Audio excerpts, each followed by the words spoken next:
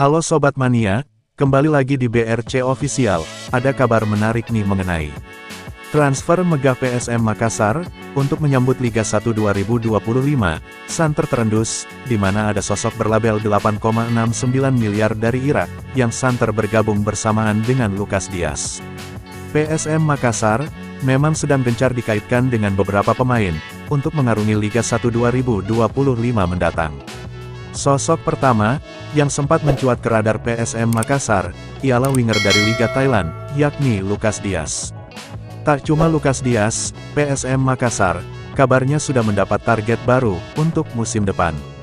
Striker klub Liga Irak, yakni Gustavo Henrique, kabarnya juga masuk radar PSM Makassar.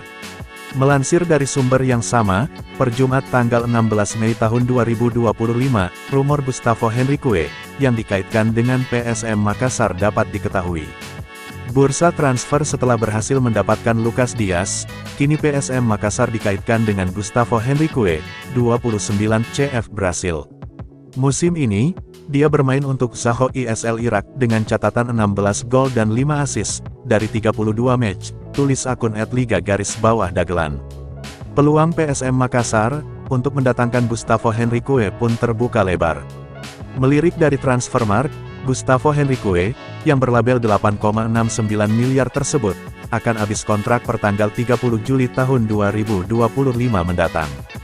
Praktis, PSM Makassar kini digadang-gadang, sudah mengantongi dua calon pemain barunya, untuk Liga 1 2025.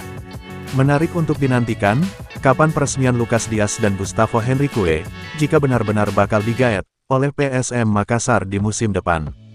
Statistik Gustavo Henrique, Zaho SC, 32 pertandingan, 16 gol, 5 assist, 4 kartu kuning, 2.644 menit bermain. Nah itu dia sobat untuk update kabar hari ini. Bagaimana pendapat kalian sobat?